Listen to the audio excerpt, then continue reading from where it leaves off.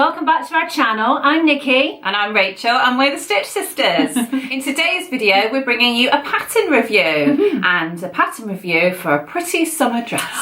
Just like one of these. We felt after our top 5 summer dresses that we didn't quite have enough, so we thought we would add another one into You can never have too many summer dresses, especially with this lovely weather that we've been having in the UK. You definitely need more summer dresses on rotation.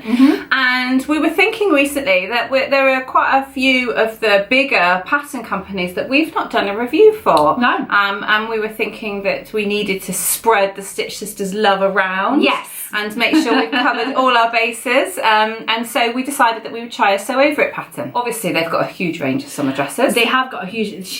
They definitely specialise in the kind of the slightly more vintage edged, basic dresses and skirts and things like that. So we had quite a few to choose from. We did. However, having looked at them all in detail, we ended up choosing one that I already had, which is the Doris Dress. Yes. And I made one last year. We'll insert a picture. I made it out of an Italian bedsheet, a vintage bedsheet that I found years and years ago. It'd been in my stash. Another cover dress. Yes, you know I love them. and I did love it. I just didn't really wear it that often, and I don't know whether it's because this is such a girly dress, don't you think? It is quite a girly dress. It's just so feminine. It makes you feel instantly girly. It's the big skirt, I think. Yeah, it's so flared at the end. Yeah. And I think that possibly a combination of the big floral, very vintage floral, with the very, very girly dress on a lot of days for me was just a little bit too much. Yeah. I needed to be in the mood to feel quite that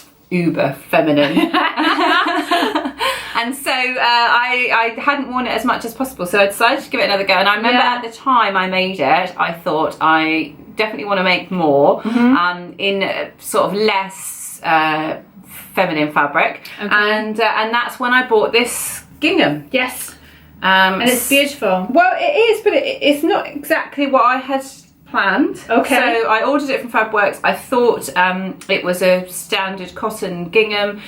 When it arrived, it's definitely a polyester, and the yellow squares are very, very soft. Yes. And the white squares are more cream than white. It's more of a lemon, isn't it? It's more of a lemon than a yellow. But what it means is the two kind of blur into each other. Yes. And it's not got that striking contrast that you normally get with gingham. Yeah. But I still thought I had designated it for this dress, so I will use it for this dress. And you bought this amazing, I was so jealous. It's this lovely big bold print, and I think it's a cotton lawn. Is it a cotton lawn? It feels like a lawn, a bit like a lawn. But it was from Abercan. Abercan. Not I want to say Azkaban. Azkaban because that's what we call it, because I can't say Abercan without saying Azkaban.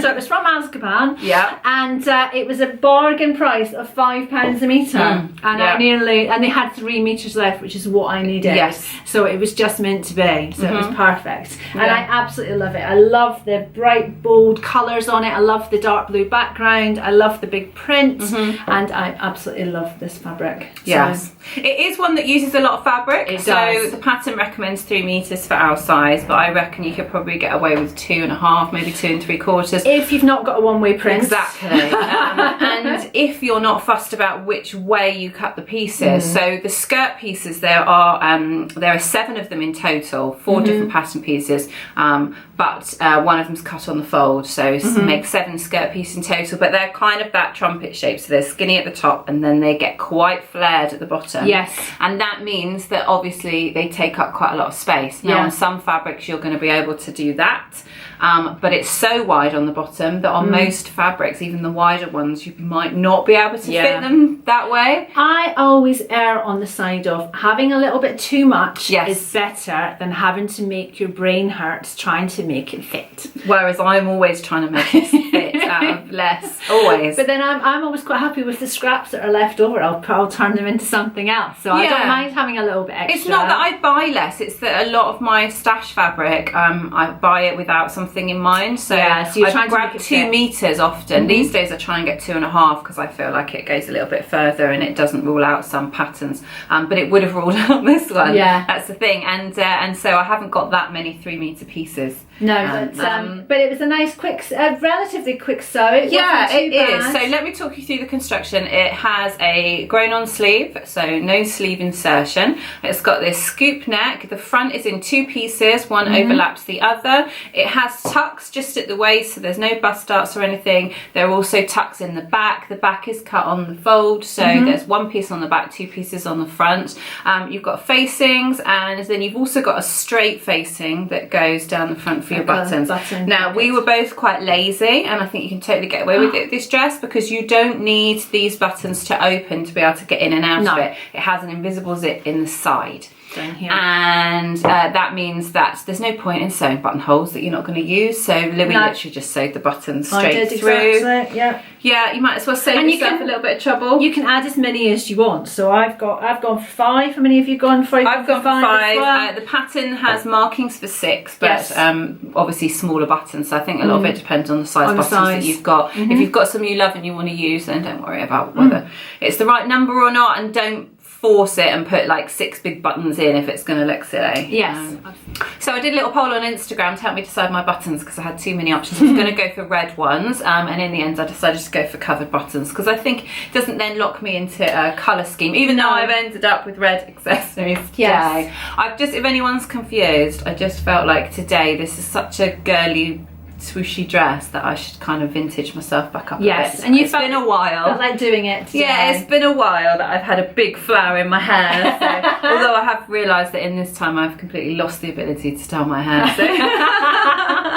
It's the heat as well. I thought I'd give it a go. Yes, exactly. But I do like it.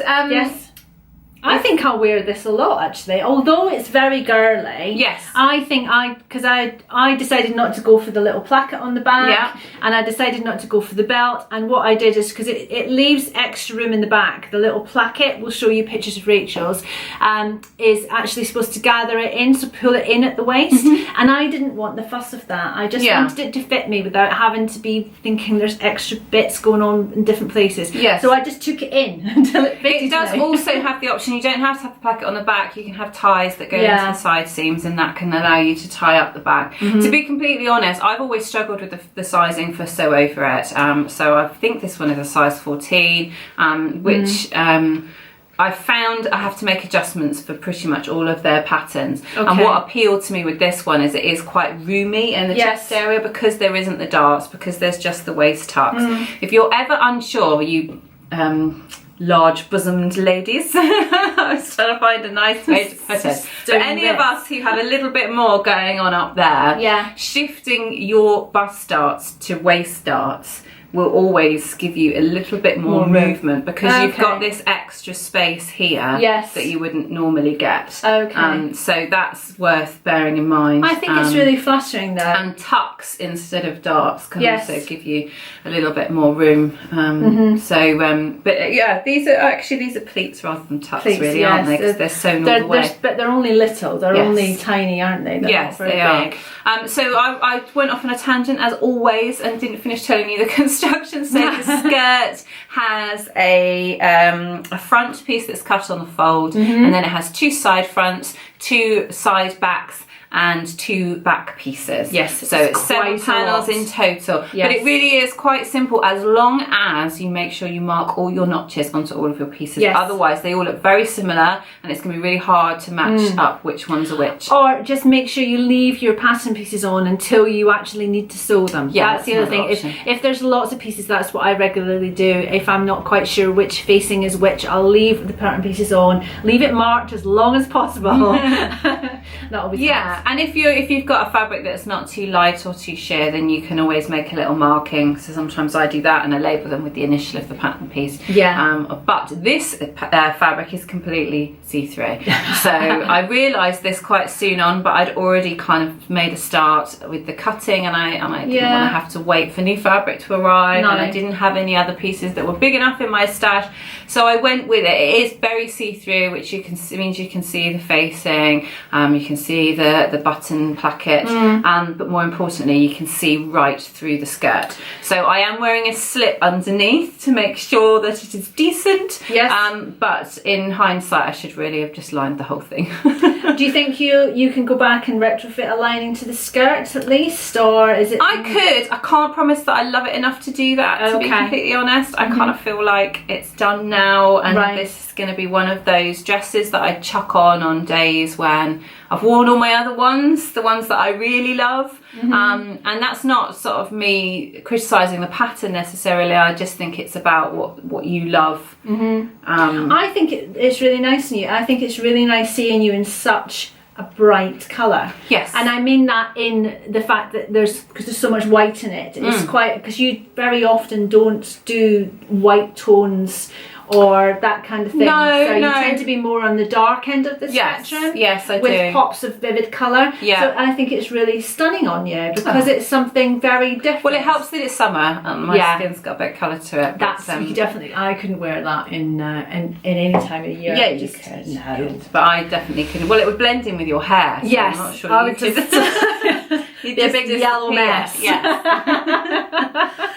But I would say that it is suitable for beginners. Yes, just take your time, that's the thing. I would say the trickiest part of it, and I remember thinking this the first time that I made it, the trickiest part of it is inserting an invisible zip into a side seam. And that's not because the side seam in theory is no different to a back seam. It's just that you've got it partially sewn under the arm and then you've got it sewn from the bottom, so you're inserting the zip in a window, if you like. Yes. That makes it a little bit fiddly, I think, because you're trying to do it in the round, so to speak. Everything is joined, there's no open edges. No. And I have thought a few times that there is absolutely no reason why you couldn't switch this to a back seam, a back zip. Couldn't you do the zip and then sew up the underarm bit, sew that bit up afterwards? Yeah, you could do that too. So I don't know why it was literally 3 inches that you sewed out. I'm just not a huge fan of a side zip. I don't know why. I just find it awkward and annoying. It's as flattering a fit. No, because I think when it's brought in at the back, it's as if everything at the front has been taken care of and it's all the right size. Yeah. I tend to find side zips, they're a bit roomier. Yeah, but I also find that side zips have a bit more pressure put on them as well. Because I just find that, and also you've got these zipper teeth. So as I'm sat down here, it's kind of bent. But it's stiff and it's almost like you've got a bit of boning in the side or something. That was my special boning zips. I gave you one of them. Excellent. No, they existed. But if you wanted to change it to a centre back zip, that'd be really easy to do because you've got a back seam in the skirt anyway. All you would need to do is, instead of cutting your back piece, your back bodice piece on the fold, you would cut it in 2 pieces and make sure you add a seam allowance to the centre back. And that would allow you to put a zip in the back really, really easily. Yes. So I think that's definitely what I would do if I made one again. Yeah. But having now made 2, I'm not sure I would make one again. No, I don't think I would make another one, but I do love mine. Yeah. And I think I would wear it quite a lot, but I think very often it's the fabric with me. So if I love the fabric, I want to wear the dress. Yes. I think maybe that's what I'm struggling with then. I'm not maybe totally you're in love not with in my love fabric. with that fabric. Yeah. And I know you say that, you know, it looks good and makes me pop or whatever. Makes you pop, lady. I think that's always nice to hear, but unless you can see it and unless you feel it, it doesn't really matter, does it? It's all about how you feel about yourself. Also, in the construction of it, you were saying how see-through it was and how you were going to have to wear a slip and should you have lined it and this. So I think all of those things make so much, and I've used French seams all the way through.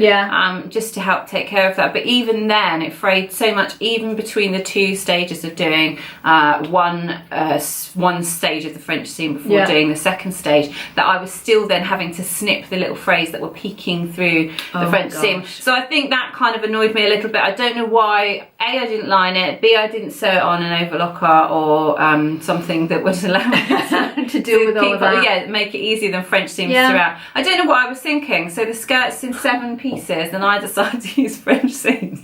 It's like, how much work do you want? Yes. So yeah, I think maybe I made it more difficult for myself than it needed to be. And but we all do that sometimes. You've fallen out of love with it before it was even finished. Possibly, yeah. I think it might be one of those, if it hangs in my wardrobe long enough, I'll end up falling back in love with it. You can forgive it. Yes. Yes, possibly. Well, I love mine, so I'm very happy with mine. So Excellent. I would may not it. make another one, but I would definitely love this one. Excellent.